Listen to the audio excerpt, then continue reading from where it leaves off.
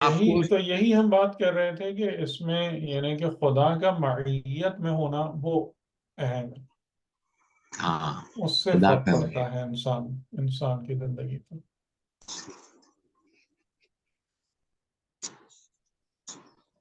جی، اور کوئی سوال اگر ہو؟ اچھا، مجھے وہ اسکرین شیئرنگ کی پرمیشن دے دیجیے۔ جی میں نے آپ کو ہوسٹ بنا دیا سر،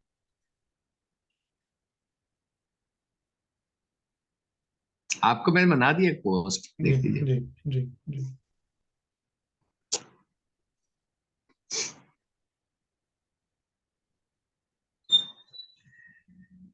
صحیح ہے، کوئی اور سوال تو نہیں ہے تو میں بات شروع کرتا ہوں۔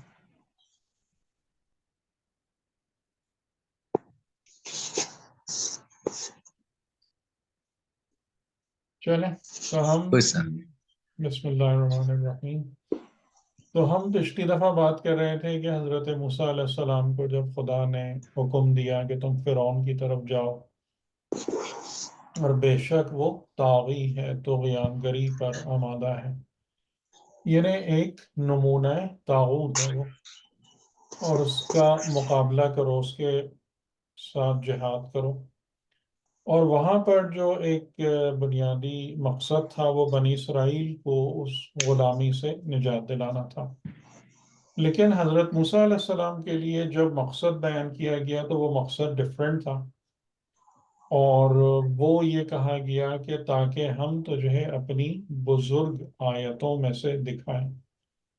ٹھیک ہے، تو اس سے یہ بات سمجھ میں آتی ہے کہ جو واقعاً انسان ہے یا انسان حقیقی ہے، تو اس کی زندگی کا سفر جو ہے وہ علم اسما کی طرف یا اس کے لیے ہی ہوتا ہے، یعنی آیات کبریٰ کیا ہے؟ علم اسما۔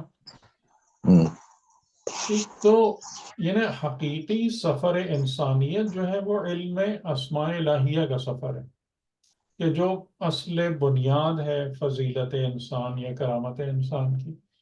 اور باقی اس زندگی میں لوگ جتنا بھی چیزوں میں انوالو ہوتے ہیں دنیا کی، وہ سب کا سب کیا ہے؟ وہ وسیلہ اور سبب ہے یا ذریعہ بنتی ہے انسان کو اس سفر پہ لے جانے کے لیے۔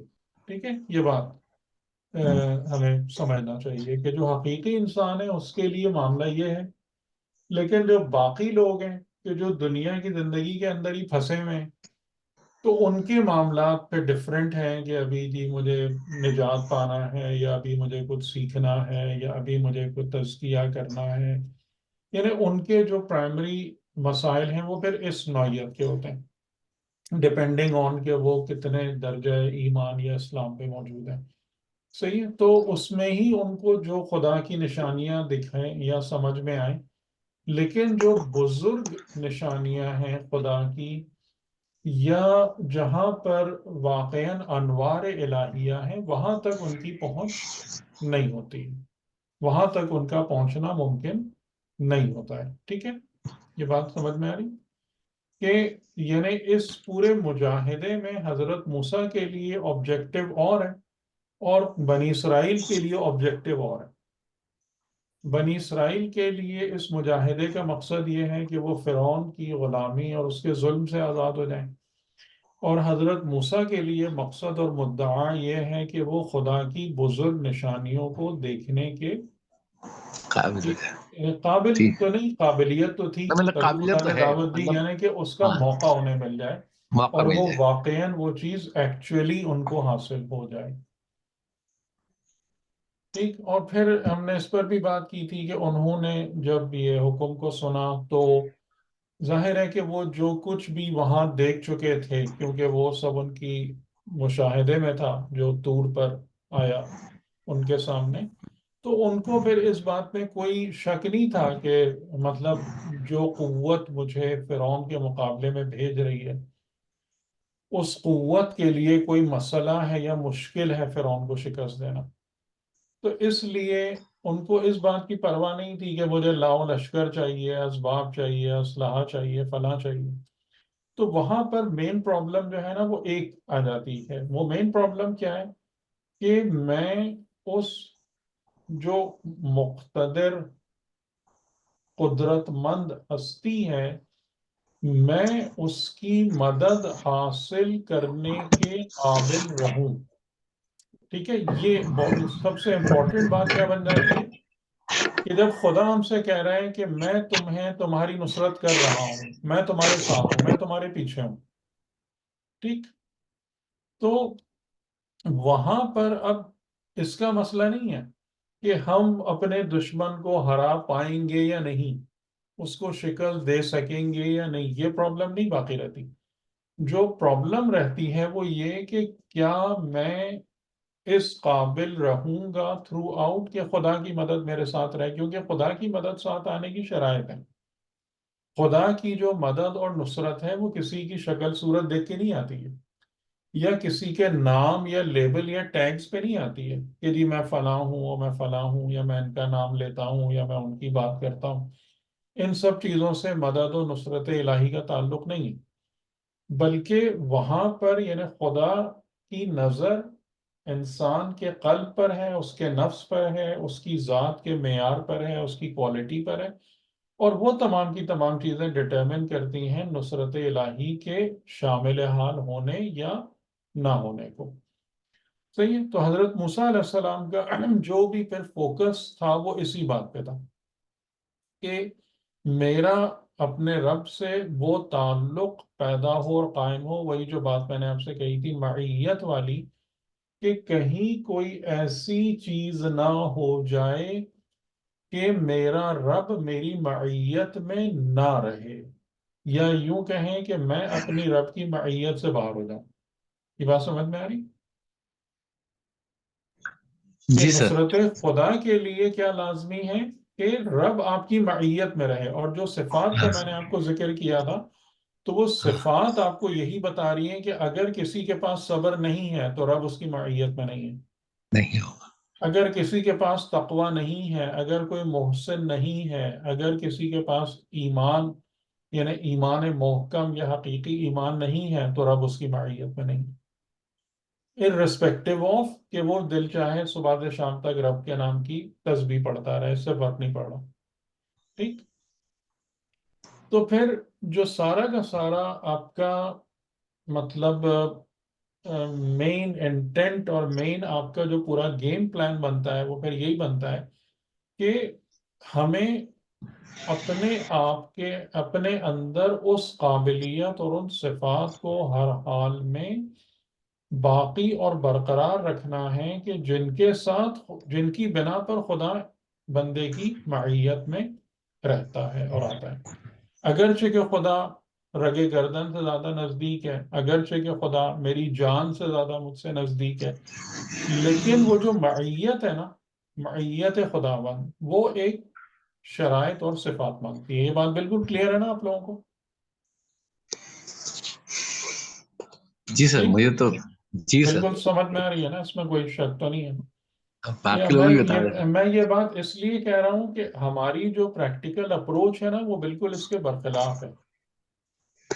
کہ ہم جاتے ہیں، اگر ہمیں کسی سے مقابلہ کرنا ہے، مجاہدہ کرنا ہے، تو ہم جاتے ہیں ظاہری اسباب پہ اور ظاہری چیزوں پر اور ظاہری باتوں پر، اور اس بارے میں ہماری فکر کوئی خاص نہیں ہوتی کہ میں ان صفات کا حامل ہوں یا نہیں جن صفات کے ساتھ خدا کی نصرت آتی ہے. اس پر ہماری توجہ نہیں ہوتی. ٹھیک ہے، اور اسی وجہ سے جو ہے نا ہمارے لیے پھر پرابلمز کریٹ ہوتی ہیں، اور جو ہم جو ہیں جس کے مقابل ہوتے ہیں اس کو شکست بھی نہیں دے پاتے، اس کو مغلوب بھی نہیں کر پاتے انہی سب غلطیوں کی وجہ سے. ٹھیک ہے، یہاں تک بات ہو گئی تھی. اور وَاحْلُلْ عُقْدَةً مِّن لِّسَانِي، اس پر بھی جیسے میں نے آپ کو وہ معنی بیان کیا تھا جو آپ کو میں نے عرض کیا اس حوالے سے کہ یہ زبان پر لگی ہوئی گرہ کیا ہے، اور وہ یفقہو قولی جو ہے وہ اس کی مزید وضاحت کر رہا ہے کہ پیغمبر یہ نہیں چاہتا کہ قوم یا لوگ میری بات سنیں، بلکہ وہ یہ چاہتا ہے کہ لوگ میری بات میں تفقہ پیدا کریں، یعنی اس کی معرفت حاصل کریں، میری بات کی گہرائی میں جائیں، اس کی ڈیپتھ کو سمجھیں، تب صحیح معنوں میں فائدہ ہے میرے تبلیغ کا.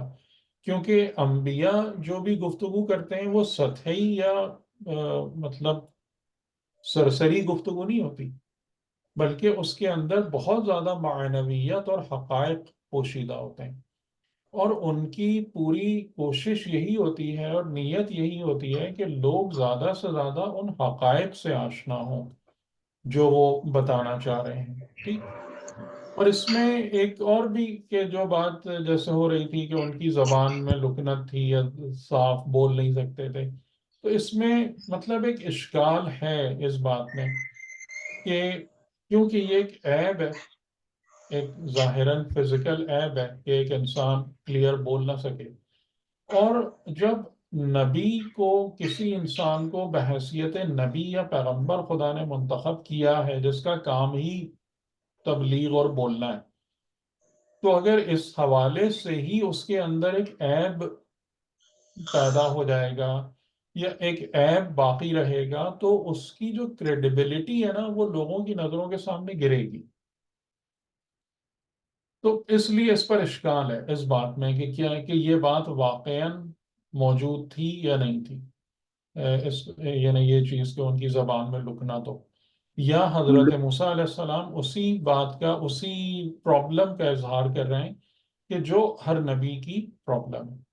جی یہ بات صحیح آپ نے کہی، لیکن اس میں ایک چیز جو سورہ زخرف میں ہے کہ جس میں فرعون نے جب تانا دیا تھا کہ وہ صاف بات بھی نہیں کر سکتا، تو وہ بھی تو ہے کہ یعنی کہ قرآن مجید میں ہی ہے کہ یعنی موسیٰ علیہ اس کا السلام نہیں صاف بات نہیں کر سکتا کا مطلب یہ نہیں ہے کہ مطلب صاف بات نہیں کر سکتا کا مطلب یہ بھی ہے کہ تم جو بھی، اور اس قسم کی جو گفتگو ہے وہ دیگر پیغمبروں کے ساتھ بھی کی گئی ہے کہ تم جو بات کر رہے ہو وہ ہماری سمجھ سے باہر ہے،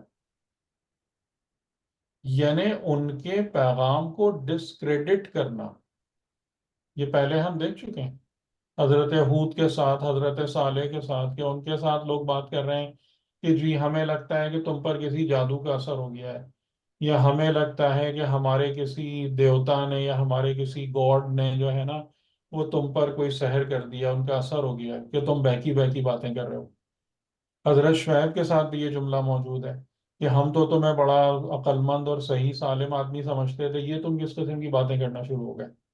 تو یہ اس کے ایکویلنٹ ہے کہ جب بھی کسی پیغمبر نے جا کر یہ توحید کی بات کی ہے تو جتنے بھی وہاں کے ٹائرنٹس تھے انہوں نے سب سے پہلا ایفرٹ یہی کی ہے کہ ان کی گفتگو کو ڈسکریڈٹ کیا جائے، اس کو، اس پیغام کو مبہم بنایا جائے، اور یہ چیز آگے ہم فرعون کے حوالے سے بھی دیکھیں گے۔ تو یہ بات بالکل اس طرف جا سکتی ہے، وہ جملہ، وہ ضروری نہیں ہے کہ وہ یہ کہہ رہا ہے کہ جی تم سے تو بولا بھی نہیں جا رہا۔ تو یہی میں آپ سے کہہ رہا ہوں کہ یہ یعنی قرآن سمجھنے کے یہ دونوں انداز ہیں، اب یہ ہماری چوائس ہے کہ ہم کس طرف جاتے ہیں، یہ کس کو قبول کرتے ہیں، کیونکہ وہ چیز بالکل ایکسپلین ہو رہی ہے باقی تمام پیغمبروں کے ساتھ، اور خاص طور سے جو ان کے مد مقابل جتنے با اثر لوگ تھے سب نے ہر پیغمبر کے ساتھ یہ کام کیا۔ اور ابھی پیچھے ہم نے یہ تینوں پیغمبروں کا ہم پڑھ چکے ہیں، حضرت نوح، حضرت ہود، حضرت صالح، یاد ہے آپ لوگوں کو وہ بیانات جی حضرت نوح کے جو میں نے جی حضرت نوح کو بھی کافی کنڈیم کیا تھا۔ حضرت نوح کا میں نے بتایا تھا، حضرت ہود جی اور جی صالح کا، تو اس میں جی نمبر 1 کام ان کا یہی ہوتا ہے کہ تم جی، کچھ سب سے نہیں ہو، پہلے وہ- تم کچھ نہیں ہو مگر ہمارے جیسے بشر۔ ہاں یا جی، حضرت اور ہود سے کہہ رہے ہیں ہمارے دیوتا نے تم پر ہمارے کوئی جادو کر دیا ہے، تم پر اثر کر دیا ہے۔ تو یہ بات کیا بالکل اس سے الائنڈ ہے، وہاں سے یہ نہیں ثابت ہو رہا کہ ان کی زبان میں کوئی خرابی تھی۔ لیکن روایات میں کچھ جو ہیں، روایات بھی تو ایسی ہیں موجود ٹھیک جس ہے، میں یہ والی بات ٹھیک ٹھیک موجود ہے میں کہ وہی میں تو آپ ہو سے سکتا کہہ ہے رہا یہ ہوں، دونوں، یہ دونوں باتیں وہی ٹھیک اگر ہوں تو کوئی میں حرج نہیں ہے اس کے اندر، دونوں نہیں، تفاسیر حرج سے آپس میں حرج یہ اختلاف ہے، نہیں ہے۔ حرج یہاں پر یہ ہے کہ خدا اس قسم کی خامیاں اپنے پیغمبروں میں نہیں رکھتا ہے، یہ اشکال ہے اور یہ مضبوط اشکال ہے کہ آپ اگر کسی کو بھیجیں یہ ڈیوٹی دے کر کہ تمہیں بولنا اور سمجھانا ہے، اور اس سے آپ بولنے کی صلاحیت لے لیں، تو یہ کیا بات ہوئی؟ لیکن اگر آگے تو یہ بھی تو آتا ہے نا کہ جس میں انہوں نے حضرت ہارون کو کہا ہے کہ وہ مجھ سے زیادہ فصیح و بلیغ ہے، نہیں، ہاں تو تو وہ دوسرے سینس میں، بہرحال آپ اگر سے بلیو کرنا چاہتے ہیں آپ رکھیں، میں بحث نہیں کر رہا اس پہ، لیکن مجھے جو بات سمجھ میں آ رہی ہے نا وہ میں نے آپ کے سامنے بیان کر دی، اور اس کے دلائل بھی آپ کے سامنے رکھ دیے. اچھا کہ ایک اب چیز، اس کو ہم ایک حتماً نہیں بات کر سکتے، لیکن یہاں پر جو ایک مضبوط بات بن رہی ہے وہ یہ بن رہی ہے کہ ایسا نہیں ہونا چاہیے. جی ایک چیز اور بھی کہ یہ انبیاء کو عام طور پہ قوم کی طرف بھیجا گیا، لیکن یہاں پہ حضرت موسیٰ کو کہا جا رہا ہے کہ تم فرعون کی طرف جاؤ. تو یہ عام طور پہ انبیاء تو قوم کے لیے آتے ہیں، لیکن یہاں پہ ہمیں تھوڑا سا ڈفرینٹ نظر آتا ہے کہ نہیں، اس کی وجہ یہ ہے کہ وہاں مصر سے نکلنے سے پہلے حضرت موسیٰ علیہ السلام اپنی قوم سے رابطے میں تھے. اچھا. وہ جو بات وہاں پہ پہلے ہو چکی ہے، جو ہم نے کہا کہ وہ اپنی قوم کے ساتھ رابطے میں تھے اور باقاعدہ ایک انقلاب پلان کر رہے تھے، لیکن خدا نے اس پلان کو ابینڈن کر دیا، کیونکہ خدا ان کو ایک اور معیار پر لے جا کر، کیونکہ ظاہر ہے کہ یہاں پر حضرت موسیٰ کا جو مقابلہ تھا وہ ایک بہت بڑی مطلب سلطنت، یعنی جیسے آج کل کے دور میں کسی سے کہا جائے تم امریکہ کے مقابلے میں کھڑے ہو جاؤ جا کے، تو اس کے لیے اسپیشل پریپریشن کی بھی ضرورت تھی. تو وہ ساری باتیں میں نے شروع میں بتائی تھیں کہ حضرت موسیٰ کو فرعون کے محل میں کیوں رکھا گیا، وہاں تربیت کیوں ہوئی، وہ اس طریقے سے ایسے، اور وہ وہاں تھے تو ان کے لیے، وہ اپنی قوم کے لیے کوئی اجنبی انسان نہیں تھے، ایک بات. اور دوسرا یہ کہ جب دیگر انبیاء کی بات ہے، حضرت نوح یا ہود اور صالح کی بات ہے، تو وہاں پر ان کی جو قوم ہے وہ بنیادی طور پر کافر قوم تھی. بنی اسرائیل کافر قوم نہیں تھی. صحیح ہے. تو سر جب یہ ہمارے امام زمانہ آئیں گے تو وہ مطلب حکمرانوں کو کہیں گے یا پھر لوگوں کے پاس مطلب کریں گے وہ؟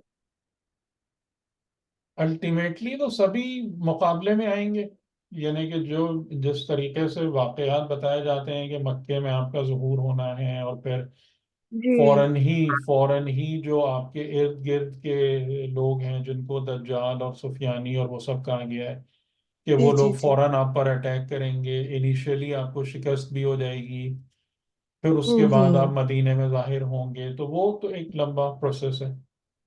اچھا ٹھیک ہے. اچھا، پھر اس کے بعد یہ بات ہو گئی، اور پھر آپ نے کس کو طلب کیا؟ وَجَعَلْ لِي وَزِيرًا مِّنْ أَهْلِي، کہ اور قرار دے وزیر. وزر کہتے ہیں بوجھ کو، لوڈ. تو وزیر کا مطلب یہ ہوتا ہے جو آپ کا بوجھ بٹائے، جو آپ کا لوڈ بیئرنگ میں آپ کی ہیلپ کرے، یہ وزیر ہوتا ہے. تو وَجَعَلْ لِي وَزِيرًا مِّنْ أَهْلِي، کہ اور میرے لیے قرار دے ایک وزیر، یعنی بوجھ بٹانے والا، من اہلی، میرے اہل میں سے. اچھا، اب یہاں پر یہ جو جملہ ہے اہل والا، یہ بہت امپورٹنٹ جملہ ہے، اور اس کو میں آپ کی خدمت میں نے پہلے بھی عرض کیا تھا کہ اہل بیت جو ہیں ان کے حوالے سے بھی ہمارے پاس جو غلط فہمیاں ایگزسٹ کرتی ہیں کہ حقیقتاً، یعنی کہ جب نبی کے جو اہل بیت وہ ہوتے ہیں نا، نبی کے اہل وہ افراد نہیں ہیں کہ جو نبی کے اہل خانہ ہیں، بلکہ نبی کے اہل وہ افراد ہوتے ہیں جو حقیقتاً خدا کے راستے میں ان کے ساتھ ہوتے ہیں. اچھا، اس میں ایک جو نوٹسبل بات ہے کہ وہ اہل افراد زیادہ تر، بلکہ شاید 99% جو ہیں، وہ ان کے اپنے کلوز ریلیشن شپس یا ذریت میں سے ہیں. تو یہ کیونکہ یہ ایک اعتراض ہے جو شیعوں پر کیا جاتا ہے کہ یہ بھی لائک جیوز جو ہے نا، یہ ایک ڈائناسٹی والا سیکٹ ہے، کہ ان کے یہاں بھی جتنا بھی مذہبی اہمیت ہے نا، وہ سب باپ اور بیٹے اور پوتے اور ان کی اولادوں کو حاصل ہے، جیسے جیوز ہیں. اب ظاہر ہے، لیکن آپ دیکھیں کہ اگر یہودی بھی اس چیز کو مانتے ہیں، یعنی بنی اسرائیل بھی، تو وہاں بھی پیغمبران ہیں، ان کو خدا نے مقرر کیا ہے اس ذریت کو، اور ذریت اور آل ابراہیم اور ان کی ذریت میں سے ان کو نبوت دینا، یہ خدا کا کام ہے، یہ کوئی یہودیوں نے تھوڑی یہ کام کیا. اور اسی طریقے سے ہم بھی اگر 12 ائمہ کو نسلاً بعد نسل مانتے ہیں تو وہ رسول خدا کے قول کے مطابق مانتے ہیں. ہم نے تھوڑی کسی کو بنایا کہ یہ امام ہے یا نہیں. تو اس کی وجہ کیا ہے کہ یہ جو اہل ہیں یعنی حقیقتاً اہلیت راہ خدا کی ہے، لیکن یہ اہل یا اہل بیت ذریت میں کیوں نظر آتے ہیں؟ اس کی وجہ یہی ہوتی ہے کہ جیسے آپ ایک درخت کو دیکھتے ہیں کہ جس سے ایک شاخ دوسری شاخ سے نکلتی ہے، یا جو ایک ماڈرن مثال ہے کہ جیسے روشنی کی ایک شعاع ہوتی ہے، تو ایک کرن میں سے دوسری کرن جو نکلتی ہے، تو اس کے لیے یعنی کہ وہ تمام ذریت والا جو نظام ہے نا، وہ ایک سورس سے جڑا ہوا ہوتا ہے، ایک ہی سورس سے جڑا ہوا ہوتا ہے. اور یہ چیز بھی ہم سب کے علم میں ہے، اور آپ سب اس بات کی تصدیق کریں گے کہ آپ اپنے بیٹے کو یا اپنی اولاد کو اپنا علم جتنے ایفرٹ لیسلی ٹرانسفر کر سکتے ہیں، وہ کرتے ہیں لوگ، وہ اپنے شاگردوں کو نہیں کر سکتے، الا یہ کہ ان شاگردوں میں کوئی اتنا ایکسٹرا آرڈینری ہو کہ جو بالکل آپ کے نفس سے آ کے مل جائے. یعنی جیسے امام علی علیہ السلام نے محمد ابن ابی بکر کے لیے کہا تھا کہ اگرچہ کہ یہ ابو بکر کی صلب سے ہے لیکن یہ میرا فرزند ہے. اگر کوئی ایسا شاگرد مل جائے کہ جو واقعاً آپ کے نفس سے آپ کی جان سے کنیکٹ ہو جائے تو بات اور ہے، ورنہ یہ والا جو کام ہوتا ہے نا کہ بالکل ایک سیملیسلی جو ٹرانسفر ہو رہی ہوتی ہیں یہ معنویات اور حقیقتیں اور وہ کوالٹیز، وہ ذریت میں ہی ہوتی ہیں. تو ان فیکٹ یہ تو الگ باتیں، اس کا حقیقتاً ذریت سے تعلق نہیں ہے کہ اہل یا اہل بیت ہونے کا، لیکن یہ چیز جو موسٹ افیکٹولی ایگزیکیوٹ ہوتی ہے وہ ذریت کے حوالے سے ہی ہو پاتی ہے. ٹھیک ہے، یہ بات سمجھ میں آ رہی ہے نا؟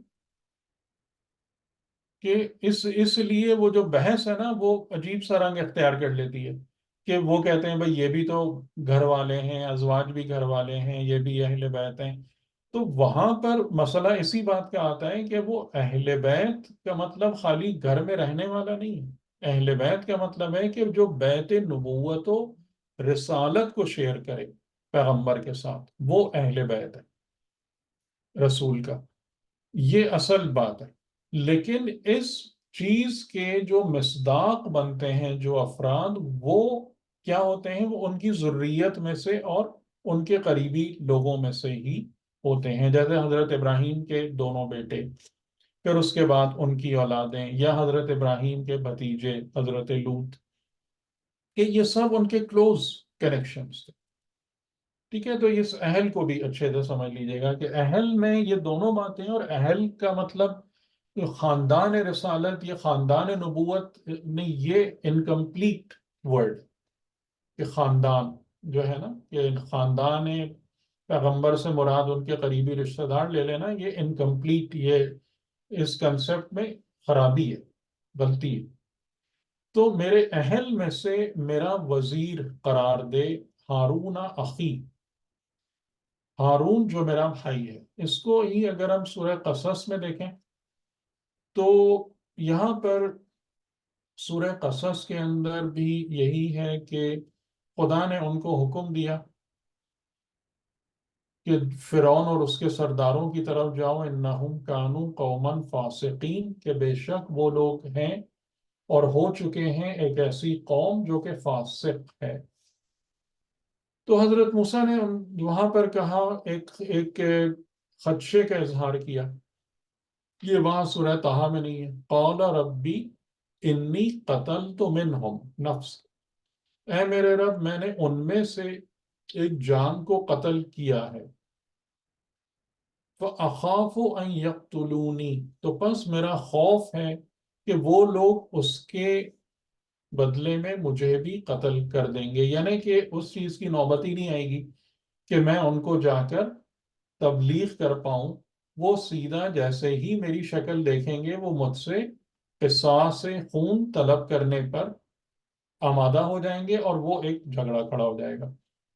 ٹھیک ہے، یعنی یہاں بھی جو خاص طور سے امام علی علیہ السلام نے اس حوالے سے ان چیزوں کو کلیئر کیا ہے کہ یہ جو حضرت موسیٰ علیہ السلام کے کئی جگہوں پر آیا نا کہ میرا کہ یہ خوف یا مجھے وہ خوف ہو رہا ہے یا ان کو یہ خوف لاحق ہوا، تو یہ خوف اس بنا پہ نہیں تھا کہ وہ ڈر رہے تھے یہ خوف اس بنا پر تھا کہ ان کو جو مأموریت یا ذمہ داری دے کر بھیجا جا رہا ہے اس میں ایک پرابلم آ جائے گی، اس کے اندر ایک رکاوٹ پیدا ہو جائے گی، وہ چیز اپنی جو انٹینڈڈ ڈائریکشن ہے اس سے ڈی ٹریک ہو جائے گی۔ یہ خوف تھا، اس وجہ سے وہ یہ بات کر رہے تھے، یعنی یہ خوف نہیں تھا کہ وہ ڈر رہے تھے کہ میں جاؤں گا تو پکڑ لیں گے، یہ والا خوف نہیں تھا۔ ٹھیک ہے، یہ بات بھی سمجھ میں آ رہی ہے آپ لوگوں کو؟ جی جی ماشاء اللہ۔ جی باقی شہزاد بھائی، افروز بھائی، جی سر، جی سر، سمجھ میں آ رہی جی ہے یہ بات؟ یہ بات سمجھ میں آ رہی ہے۔ خوف اور یہ بات ظاہر ہے کہ یہ معصومین ہی ان چیزوں کو سمجھاتے ہیں۔ تو امام علی علیہ السلام نے نہج البلاغہ کے ابتدائی خطبوں میں ہی یہ وہ جادوگروں کا بھی ہے، اس میں بھی آپ نے بات بیان فرمائی۔ تو مجھے خوف ہے، یہ خدشہ ہے۔ وَأَخِي هَارُونَ هُوَ أَفْصَحُ مِنِّي لِسَانًا، کہ اور میرا بھائی ہارون کہ وہ مجھ سے زبان میں فصیح ہے، فصیح ہے، ٹھیک ہے، فصاحت زیادہ ہے مجھ سے۔ فَأَرْسِلْهُ مَعِيَ رِدْءً، تو اس کو میرے سپورٹر یا ہیلپر کے طور پر ان کو میرے ساتھ بھیج دیں۔ اچھا یہاں پر ایک بات مجھے بتائیں کہ ہارون کو حضرت موسیٰ پر کیا ایڈوانٹیج یا ایج تھا؟ جب حضرت موسیٰ واپس قوم میں جا رہے ہیں تو وہ بار بار ہارون کی بات کیوں کر رہے ہیں اور ہارون کو کیوں مانگ رہے ہیں اور ان کو اپنے سے زیادہ فصیح تر کیوں قرار دے رہے ہیں؟ کیونکہ وہ اچھے خطیب تھے سر۔ نہیں، سر حضرت موسیٰ کی ایبسنس میں جناب ہارون نے اس قوم کے لیے کچھ نہ کچھ گراؤنڈ بنایا ہوگا صحیح ہے نا؟ موسیٰ کے ٹھیک آنے ہے، یعنی کہ دیکھیں حضرت موسیٰ جب حضرت ہارون کو مانگ رہے ہیں اور خدا ان کو قبول کر رہا ہے، تو اس کا مطلب کیا ہے؟ اس کا مطلب کیا ہے کہ ہارون ایک معیاری انسان ہے، ٹھیک ہے نا؟ کیونکہ نبی کسی مولڈ میں ڈال کے تو نہیں بنائے جاتے نا،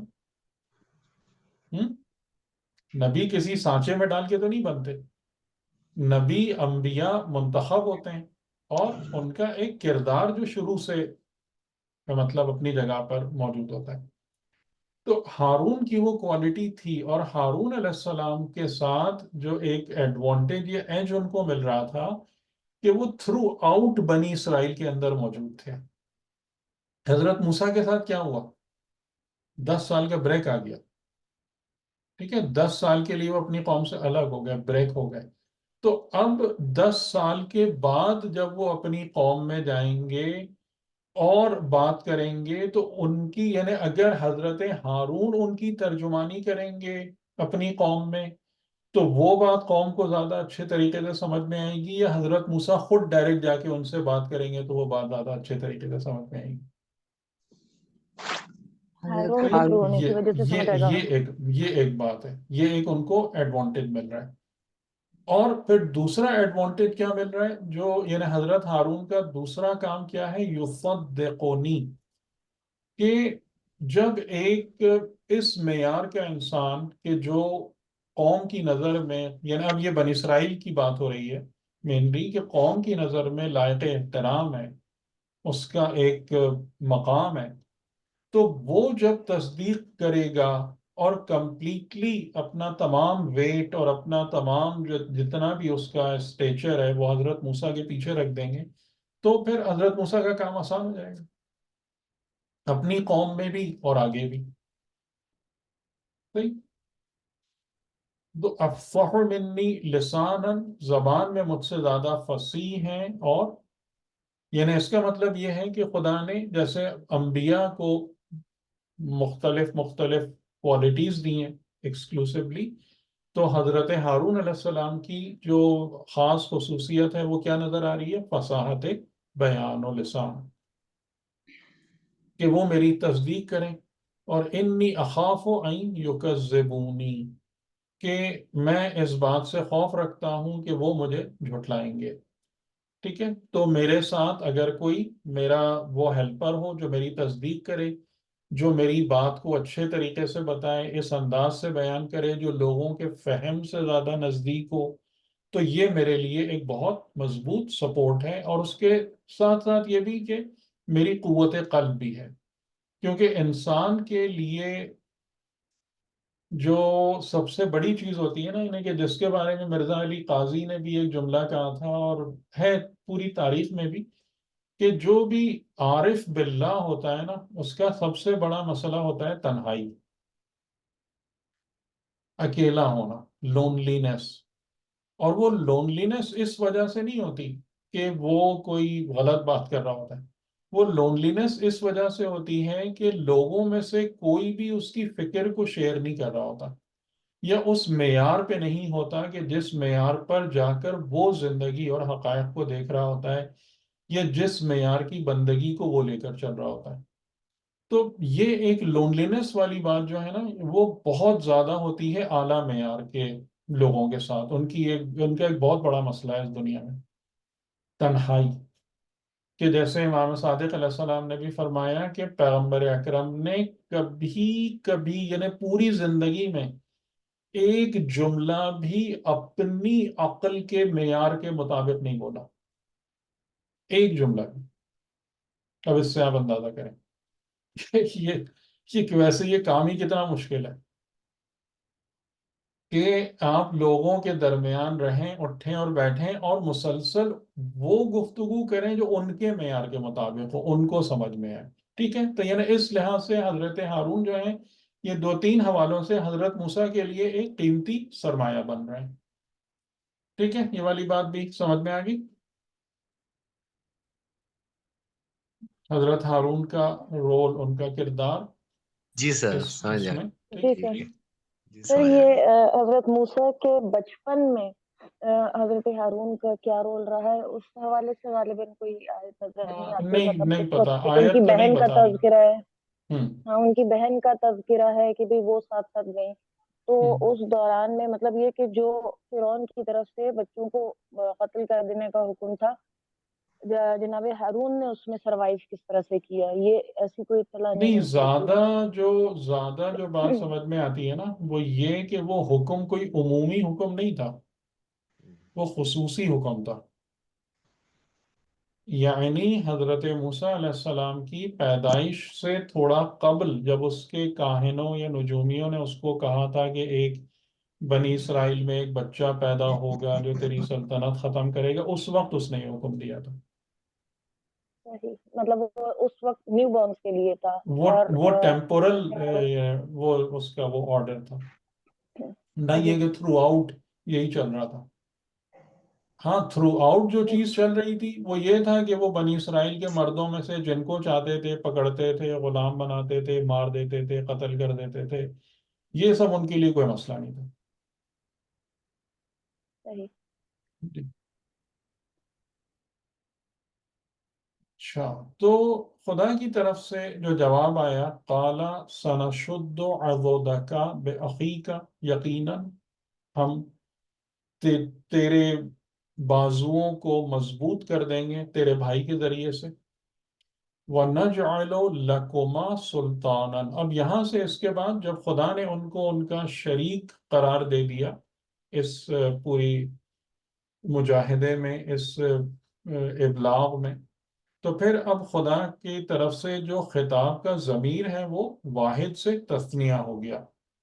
وَنَجْعَلُ لَكُمَا سُلْطَانًا، اور ہم قرار دیں گے تم دونوں کے لیے سلطان، ایک سلطان. سلطان کا مطلب کیا ہوتا ہے؟ کہ ایک ایسی چیز جو سلطہ یا غلبہ رکھتی ہو. اچھا، اور یہ بات ہمارے لیے نوٹسبل ہے اور لائق غور ہے کہ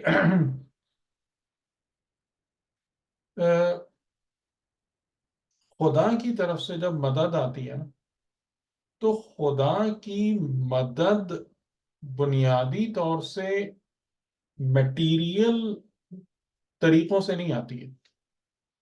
بلکہ وہ مدد کے جو چینلز ہیں وہ زیادہ تر معنوی ہوتے ہیں، یعنی کہ وہ ہوتے ہیں جو میٹا فزیکل ہوتے ہیں. جیسے امام علی علیہ السلام کا بھی ایک جملہ ہے کہ انا منصور بالرعب، کہ میری نصرت کی گئی ہے روب کے ذریعے سے. روب کا مطلب کیا؟ کہ یعنی کہ اگر کوئی انسان ہے، اگر وہ میدان جہاد میں نکلتا ہے اور اس کے مقابل میں آئے، اس پر سامنے آنے والے کا روب طاری ہو جائے، ٹھیک ہے، یعنی جیسے مرحب کے مقابلے میں باقی ان سب کا کہ جن کی دہشت پورے عرب پہ طاری تھی، لیکن جب انہوں نے امام علی کو اپنے مقابلے میں دیکھا تو خود اپنے کو سبڈیوڈ پایا، کہ وہ نہیں تھے سینہ تان کے یا اتنی جرت کے ساتھ نہیں کھڑے ہوئے تھے کہ ہاں ٹھیک ہے تم کون ہو ہم دیکھتے ہیں، یہ والی حالت نہیں تھی. صحیح. تو یہ ایک بڑا خصوصی چینل ہے خدا کی مدد کا اپنی حجت کے لیے، کہ خدا ان کے لیے روب اور سلطہ قرار دیتا ہے، کہ جس کی وجہ سے یعنی کہ جب وہ جیسے ہی سامنے والے کے مقابلے میں پہنچتے ہیں تو سامنے والا اوپر چڑھ کے نہیں، ان کے دباؤ میں آ کر ان سے بات کر رہا ہوتا ہے. اس کا ثبوت کیا ہے؟ اس کا ثبوت کیا ہے؟ جی ملیحہ صاحب آپ بتائیں.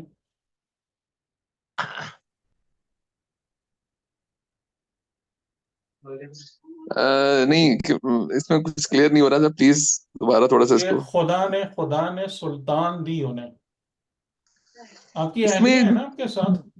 جی جی ہاں وہ ہے، لیکن ترجمہ جو میرے سامنے ترجمہ ہے وہ میں تفسیر کوثر کا بھی ترجمہ سامنے رکھا ہے، تو وہ اس کا ترجمہ تھوڑا سا مختلف، مجھے ادھر کنفیوژن سی ہو رہی ہے.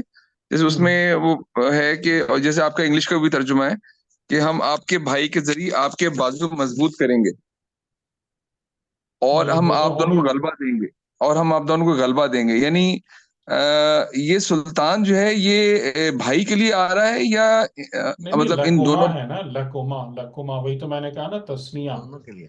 تسنیہ ہو گیا دونوں نا. لکوما تم دونوں کے لیے سلطان قرار دیں گے. یا یہاں سے تو ایسا کچھ لگ رہا ہے کہ جیسے ہم آپ کے بھائی کے ذریعے آپ کے بازو مضبوط کریں گے، یعنی نہیں نہیں نہیں نہیں نہیں نہیں، یہ تو بالکل بھی نہیں بن رہا مانا.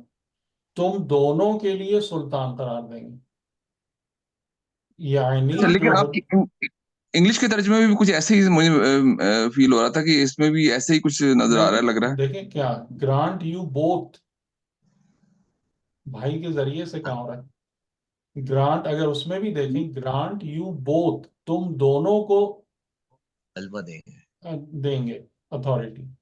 جی ہم آپ دونوں کو غلبہ دیں گے، یہ تو ہے، ہم آپ دونوں کو سلطان، غلبہ دیں گے. ہاں جی سلطان. تو اسی کی میں نے وضاحت کی کہ یہ خدا کا ایک بہت یعنی کہ بالکل ریکمینڈڈ، یا جو ہر نبی کے ساتھ یہ طریقہ استعمال ہوتا ہے. اور میں نے امام علی علیہ السلام کا بھی حوالہ دیا کہ مجھے روب کے ذریعے سے میری نصرت کی گئی. یہ سلطان کہ جب وہ اپنے مقابل کے سامنے جاتے ہیں تو وہ مقابل ان سے دب کر بات کرتا ہے.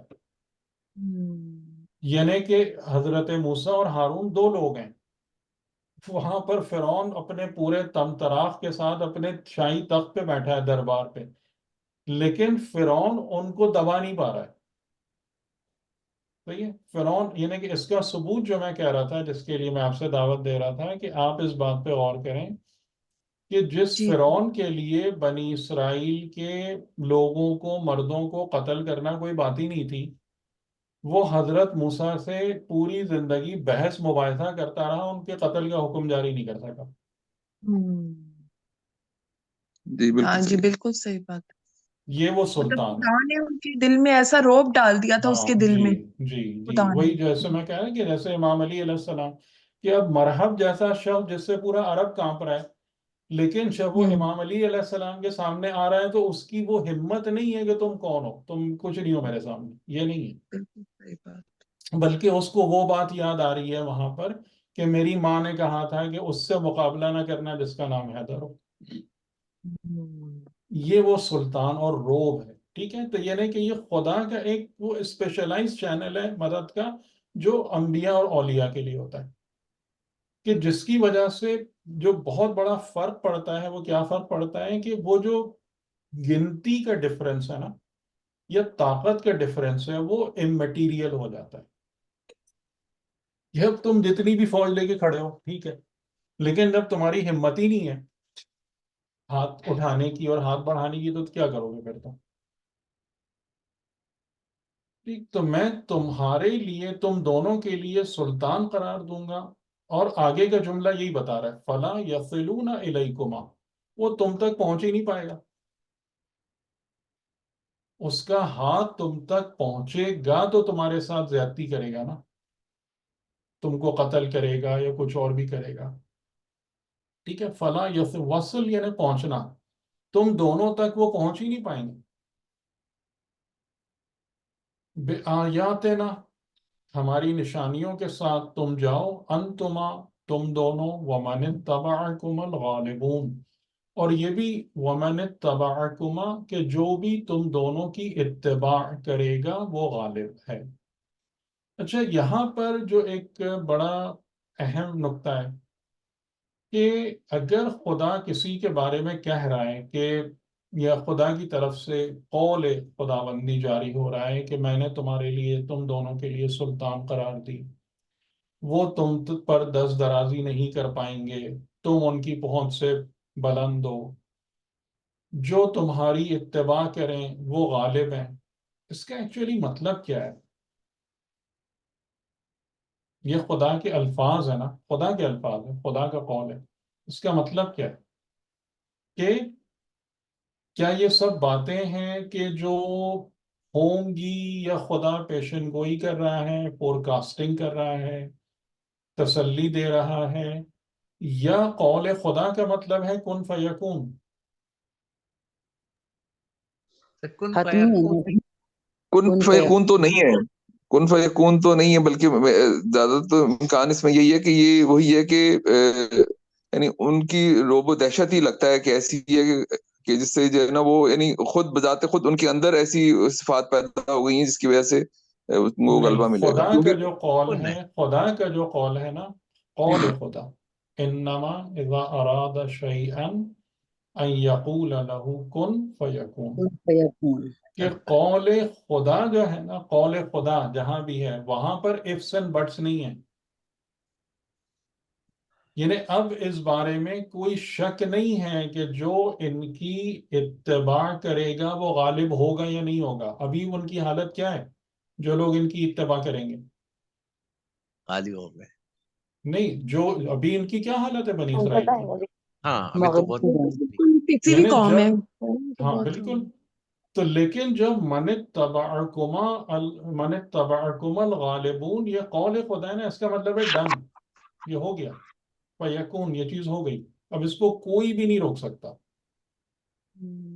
جس شے کے بھی بارے میں، جس چیز کے بھی بارے میں قول خدا جاری ہو جاتا ہے نا، وہ قول خدا یکون یعنی ہو گیا. اس بارے میں اب کسی کو کوئی شک باقی نہ رہے کہ یہ ہوگا نہیں، چاہے آپ کو کوئی سبب دکھتا ہو یا نہیں دکھتا ہو.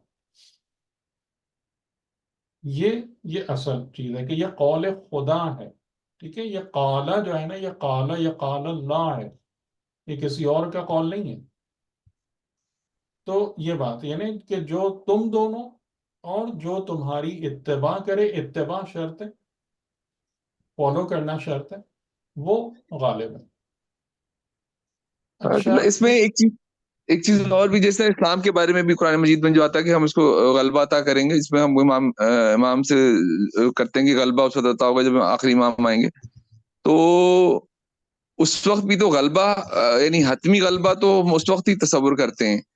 تو وہی مطلب چیز ہے نا، یعنی کہ جو کچھ بھی، جیسے آپ آج اس جگہ پر اور معیار پر آ جائیں آپ غالب ہیں. ہم وہ غلبہ کیوں نہیں دیکھ رہے؟ یعنی آپ اس آیت میں دیکھیں نا، غلبہ کس کے لیے ہے؟ من اتبعکما کے لیے. اگر تم اتباع سے دور رہو گے تو غلبہ نہیں ہے. سر کیونکہ ان کی قوم جو تھی وہ مینٹلی پریپیئر تھی کہ ہم ساتھ دیں گے ان کا. انہوں نے ساتھ دیا، یہ بات ہے. بنی اسرائیل کو اس بات کا کریڈٹ ڈیفینیٹلی جانا چاہیے کہ اچھا. انہوں نے بہت تکلیفیں اٹھا کر، بہت سختیاں برداشت کر کے، لیکن وہ دونوں پیغمبران کے پیچھے کھڑے رہے. یہ اور اسی پر کہ چاہے لنگڑے لولے کسی طریقے سے بھی اگر قوم پیچھے چلتی رہے نا تو خدا پھر بالکل. منزل تک پہنچا دیتا ہے. لیکن ہماری ہمارے جیسے یہاں قوم کے طریقے نہ ہونا ہماری کہ تو 10 نہیں، ہمارے فرقے لیے بن جاتے ہیں، 10 فرقے بن جاتے ہیں، سب آپس میں ہی لڑنا شروع ہو جاتے ہیں، سب ایک دوسرے کو برا بھلا کہنے لگتے ہیں، ایک دوسرے کو ایون کافر و بے دین تک قرار دے دیتے ہیں، تو یہاں کچھ نہیں ہونے والا. جی بالکل صحیح بات. یہ فرق ہے. تو غلبہ آپ جو فرما رہے ہیں نا عامر صاحب، وہی کہ من اتبعکما کے لیے ہے نا. تو ابھی بھی جو لوگ اس نصرت، اس اتباع کے مرحلے پر آتے ہیں، یعنی جیسے دیکھیں ابھی ہمارے سامنے مثال ہے کہ ایران کے اندر ایک جماعت مومنین تیار ہوئی، انہوں نے اس دین کے کو ٹرولی اڈاپٹ کیا، اس پر اس کی ٹرو اسپرٹ کے ساتھ عمل کیا. خدا نے غلبہ دیا یا نہیں دیا؟ جی سر. دیا. کوئی بھی چانس تھا وہاں پہ؟ بتائیں آپ. نہیں، بالکل نہیں. جی ظاہراً بالکل. کوئی بھی چانس دکھتا تھا. تو وہ بات تو اپنی جگہ وہی سچ. لیکن جو بات میں مسلسل کہہ رہا ہوں کہ اس کی شرائط ہے نا، یعنی حضرت موسیٰ کس چیز سے کی طرف سے فکر مند ہے؟ اس بات سے فکر مند نہیں ہے کہ خدا فرعون کو شکست نہیں دے سکتا. وہ اس بات سے فکر مند ہیں کہ کہیں میں اس لیاقت سے باہر نہ ہو جاؤں جو مدد خدا اور نصرت خدا کو حاصل کرنے کے لیے ضروری ہوتی ہے. یہ پرابلم ہے ہماری. ہماری پرابلم یہ ہے کہ ہم خدا کی معیت سے باہر نکل جاتے ہیں، تو غلبہ کہاں سے آئے گا پھر؟ جی بالکل بالکل بالکل صحیح فرمایا. اچھا، اب اس کے بعد یہاں پر اب ہم سورہ طٰہٰ کی طرف آتے ہیں واپس، تھوڑی سی وہاں سے ایکسپلینیشن لے کے سورہ قصص سے. ہارون اخی اشدد بہ ازری، کہ میری پیٹھ کو مضبوط کر دیں اس کے ذریعے سے. وہ اشرک ہو فی امری، یہ ایک اضافی جملہ ہے کہ یعنی میرے کام میں اس کو شریک قرار دے دیں. جیسے کہ یہاں پر دیکھیں ایک بہت خوبصورت پیرلل ہے کہ جب یعنی رسول خدا نے بھی، اور یہ بالکل متفق علیہ حدیث ہے کہ یا علی تم کو مجھ سے وہی نسبت ہے یا تم کو مجھ سے وہی منزلت ہے جو ہارون کو موسیٰ دی تھی، مگر یہ کہ میرے بعد کوئی نبی نہیں. تو ہارون جو ہیں وہ کیا ہیں؟ موسیٰ کے کام میں شریک ہیں، اسٹیک ہولڈر ہیں. ٹھیک ہے، اور یہ خود حضرت موسیٰ کی دعا کی بنا پر ہے. اشرک ہو، شریک کار ہیں. یعنی جس طریقے سے کہ اہل بیت علیہ السلام نے دین کا بار اٹھایا یا دین کو اپنایا تو لائک اے اسٹیک ہولڈر اپنایا جائے. ہم لوگ اسٹیک ہولڈر نہیں ہیں. ہم لوگ دین کے ساتھ اس طریقے سے بیہیو نہیں کرتے کہ دین میرا پرسنل میٹر ہے، یہ دین پر اگر کوئی چیز آتی ہے تو وہ میری پرسنل پرابلم ہے، ہم فوراً سائڈ میں ہو جاتے ہیں. ہمارے لیے پرسنل مسائل میری فیملی اور میری جاب اور میرا گھر ہے. دین میرے پیریفیری میں ایگزسٹ کرتا ہے. صحیح. تو یہ اور لوگ ہوتے ہیں جو اس کام میں کار نبوت میں شریک ہوتے ہیں. تو یعنی یہ جو پیغمبر اکرم کا جملہ ہے کہ حضرت یعنی امام علی کو جو نسبت دی، تو علی اور اولاد علی علیہ السلام کیا ہیں؟ شریک کار نبوت و رسالت ہیں. اور یہ بات انہوں نے پروو کی ہے اپنے عمل اور اپنی قربانیوں سے. ٹھیک ہے، کہ اس کو میرے امر میں میرے ساتھ شریک کر دیں. اب اچھا ہم کیا کریں؟ اب یہ بھی بہت عجیب سا جملہ ہے، کئی تاکہ نسبحک کثیرا، تاکہ ہم کثرت سے تیری تسبیح کریں. وَنَذْكُرَكَ كَثِيرًا، اور ہم کثرت سے تیرا ذکر کریں. ذکر کا مطلب آپ کے علم میں ہے یہ کہ ذکر یعنی یاد رکھنا، خدا کی یاد، خدا کو یاد کرنا. ٹھیک ہے، تو ہم کثرت سے تسبیح اور ذکر کریں. اب یہاں پر ہمیں اچھے طریقے سے سمجھ لینا چاہیے کہ یہ تسبیح اور ذکر وہ تسبیح اور ذکر ہرگز نہیں ہے جو میں اور آپ سمجھتے ہیں. ٹھیک ہے، کہ اس طریقے سے کہ جو ہم ایک تسبیح لے کر بیٹھ جائیں اور فلاں چیز پڑھنا شروع کر دیں اور 1000 مرتبہ 10,000 مرتبہ، یہ سب وہ باتیں نہیں ہیں۔ تسبیح کا معنی آپ میں سے کسی کو یاد ہے؟ ہم نے بیان کیا تھا سبحان تسبیح۔ جی سر، خدا منزہ ہے ہر عیب سے، ہاں یعنی اور کہ جو کچھ بھی صفات ہم سلبیہ، جی بولیں۔ جی سر، صفات سلبیہ جو ہے اس کے لیے آتا ہے نا کہ خدا میں کوئی ہے وہ صفات ایسی یعنی نہیں اس میں سبحان کے اندر تسبیح کا جو بنیادی کنسپٹ ہے وہ یہ کہ ہر خیال و گمان و وہم اور تصور سے خدا بالا تر ہے۔ صحیح، یعنی کوئی لیسا کمثلہ شیء، اس کے مثل کوئی شے نہیں۔ لا یدرکہ الابصار، نظریں اس کو درک نہیں کرتی، وہو یدرک الابصار، جبکہ وہ نظروں کو درک کر رہا ہوتا ہے۔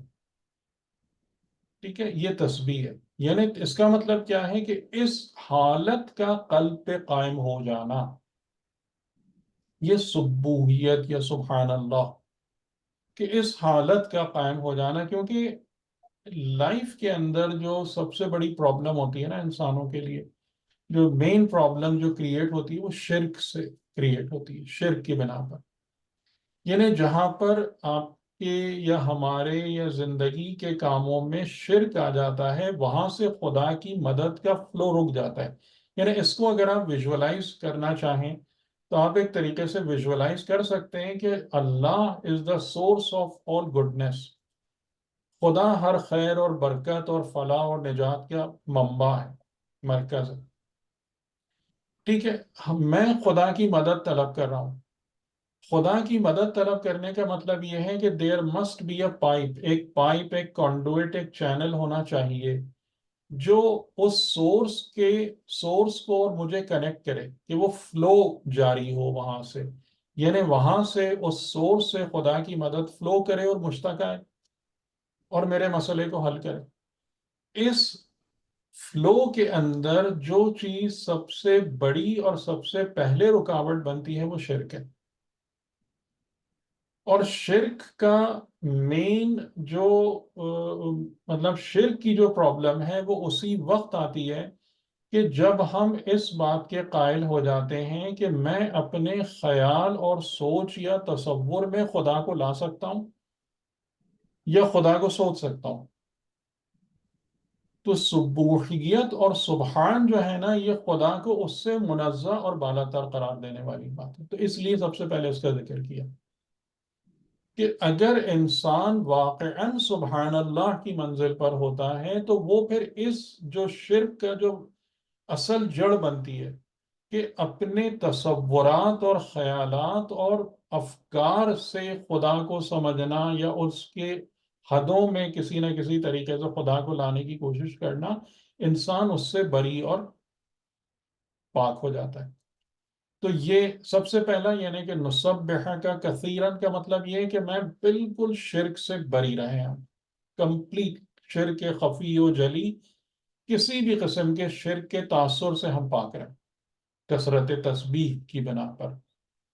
اور پھر دوسرا جو مسئلہ آتا ہے وہ یہ کہ جب آپ میدان عمل میں جاتے ہیں، جب آپ کے سامنے دشمن آتا ہے اور آپ کو ظاہر ہے وہاں پر اپنی اسٹریٹجیز اپلائی کرنی ہے، آپ کو مقابلہ کرنا ہے، آپ کو اس سے بات چیت کرنی ہے، تو اس انگیجمنٹ کے اندر کیا ہوتا ہے کہ قلب کی توجہ اس طرف مبذول ہو جاتی ہے، اس پر فوکس ہو جاتی ہے۔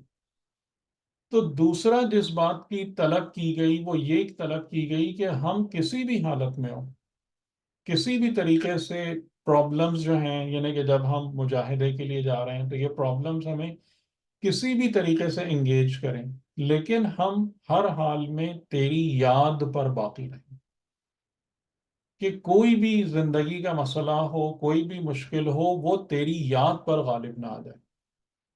تو کثرت تسبیح اور کثرت ذکر، اور اگر یہ دو چیزیں انسان اپنے اندر مینٹین کرنے میں باقی رہ جاتا ہے تو یہی تقوی کا مقام احسان، یہ اعلیٰ مقامات ہیں. اور پھر وہ جو فلو ہے from the source, flow of energy, flow of نورانیت، وہ پھر انشور ہو جاتی ہے. پھر اس میں کوئی رکاوٹ اور شک اور تردد اور خرابی باقی نہیں رہتی. انکا کنتا بنا بصیرا، کہ بے شک تو جو ہے وہ ہمیشہ سے ہم کو بہت اچھے طریقے سے دیکھنے والا ہے، یا ہم پر بصیر ہے، کہ ہمارا ہر حال چاہے ظاہر ہو یا باطن ہو، یا اس سے ڈیپر لیولز کے ہمارے وجود کے جہات ہوں، ہر مقام پر تو ہمیں دیکھنے والا ہے. ٹھیک ہے، ہم کبھی بھی تیری نظروں سے اوجھل نہیں. صحیح، آج یہاں تک رکھتے ہیں. اگر آپ لوگوں کو کوئی بات یا سوال کرنا ہے تو بسم اللہ.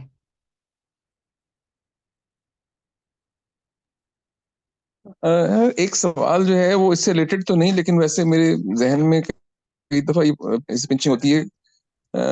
وہ آیت کے منسوخ کے حوالے سے ہے.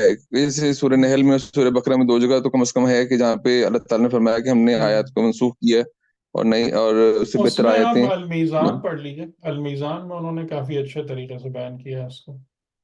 اس میں جو سوال ہے میرا، میں نے میزانی پڑھی ہے، اس میں سوال جو ہے وہ یہ ہے کہ اللہ تعالیٰ نے اگر آیتیں منسوخ تھیں تو پھر قرآن مجید میں ان کو کیوں رکھا گیا؟ یعنی جب منسوخ آیت آیت تھی تو منسوخ منسوخ. یہ نہیں ہے نا، وہی تو بات وہ کہہ رہے ہیں کہ اس طریقے سے منسوخ مطلب ریجیکٹڈ نہیں ہے.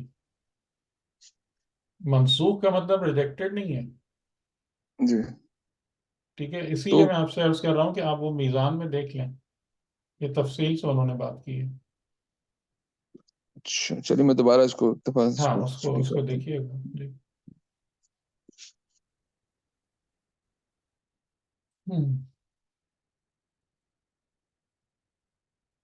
جی، اور کوئی بات؟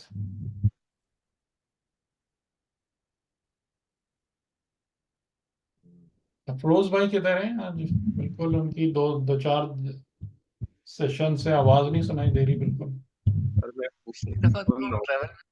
جی تو شاید ٹریول کر رہے تھے، اس لیے اچھا میں نے اچھا اچھا ہیں تو صحیح. صحیح ہے. اور کسی کا کوئی کوشچن ہے؟ ایک کوشچن اور بھی ہے، تھوڑا سا ٹائم آپ پاس ہو. بیسیکلی اس ٹاپک سے ریلیٹڈ تو نہیں کچھ، لیکن اور جب تفسیر پڑھتے ہوئے بعض اوقات ذہن میں آ جاتی ہیں چیزیں. ایک جگہ اللہ تعالیٰ جو ہے وہ ایک منٹ صورت میں دیکھتا ہوں کون سی ہے وہ.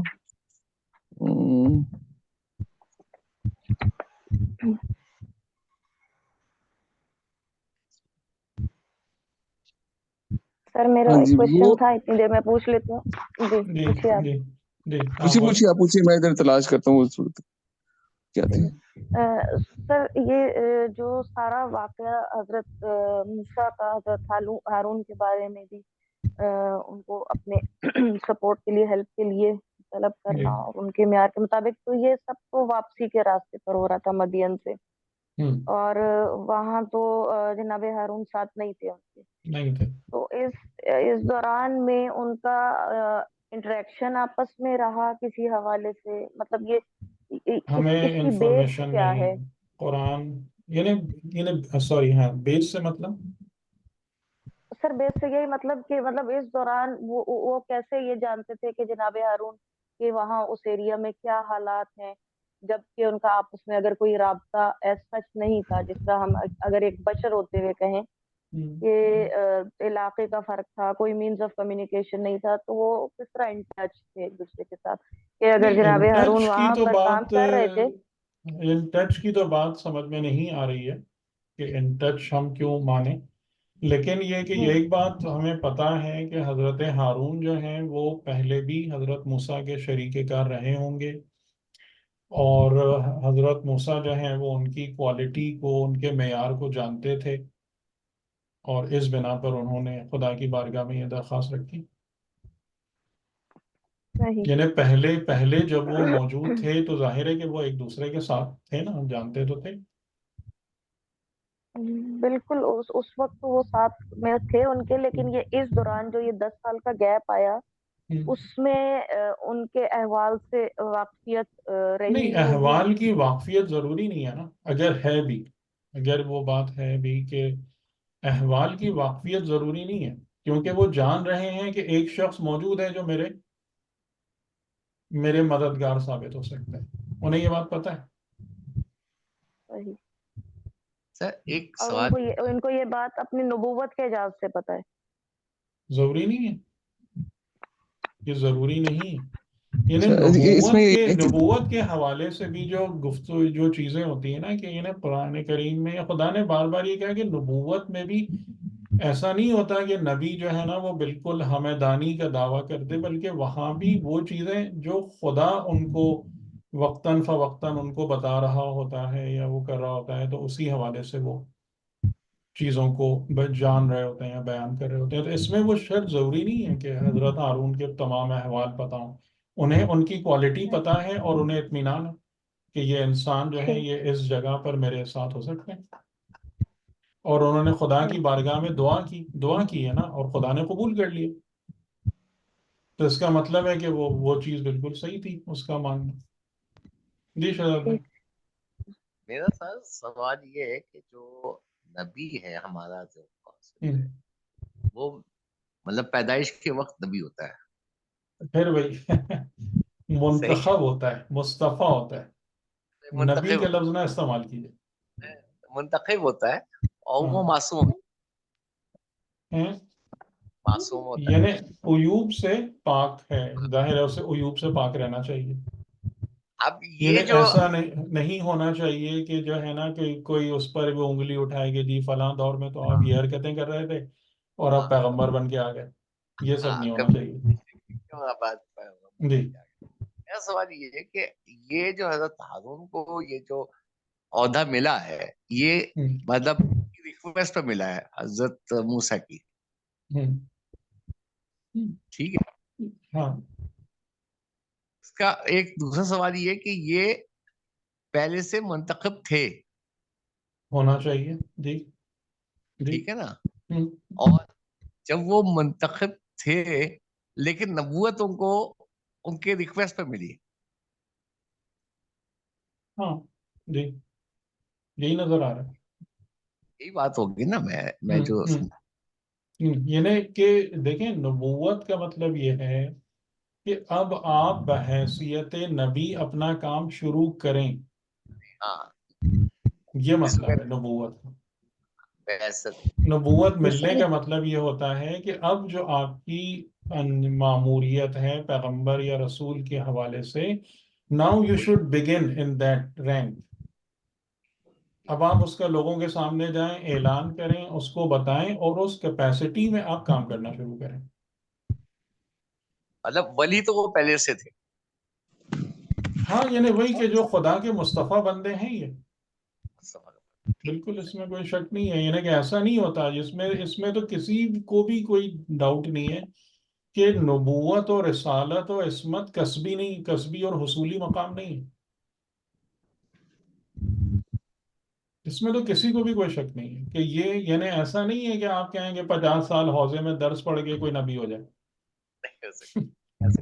یہ سب کوئی پاسبلٹی ایگزسٹ نہیں کرتی، یہ علم خدا ہے، اللہ اعلم حیث یجعل رسالتہ، اللہ اس بات کا سب سے زیادہ عالم ہے کہ اپنی رسالت کو کہاں قرار دے، یہ علم خدا کی بنا پر ہے پیورلی، اور یہ انتخاب ملکوتی ہے۔ صحیح، جس طرح آپ نے فرمایا کہ مطلب نبی جب اعلان نہیں ہوتا تب بھی اس سے میں کوئی ایسا فعل سرزد نہیں ہوتا جس میں جو اس کے اس پہ بعد میں اس کے دھبا لگے، لیکن یہاں ہم دیکھتے ہیں کہ موسیٰ سے ایک قبطی کا قتل ہو گیا تھا، تو وہ سارا میں ایکسپلین کر چکا ہوں، آپ ان دروس کو سن لیجئے، میں سارا ایکسپلین کر چکا ہوں ٹھیک ہے۔ پیچھے۔ ایک چیز اور کہ یہ حضرت ہارون بڑے بھائی تھے یا چھوٹے بھائی تھے حضرت موسیٰ کے، اس بارے میں کچھ کہیں ملتا ہے؟ ظاہراً بڑے تھے، بڑے بھائی تھے۔ جی۔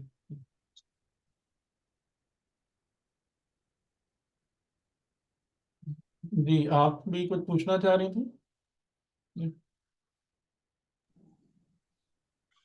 جی سر یہ میں کہہ رہی تھی جب شہزاد بھائی کہہ رہے تھے تو کہ حضرت ابراہیم علیہ السلام نے بھی دعا مانگی تھی، इमामत के हवाले से, तो ये भी दुआ इल्तिजा ही है खुदा से, हजरत मूसा जो कह रहे हैं, रिक्वेस्ट भी एक दुआ ही है ना। जी जी, बिल्कुल बिल्कुल बिल्कुल, दुआ। नहीं, वहां पर हजरत इब्राहिम ने जो दुआ मांगी थी वो उसकी मांगी थी, इमामत के लिए। इमामत जो है, इमामत मेरी ज़ुर्रियत में जाए।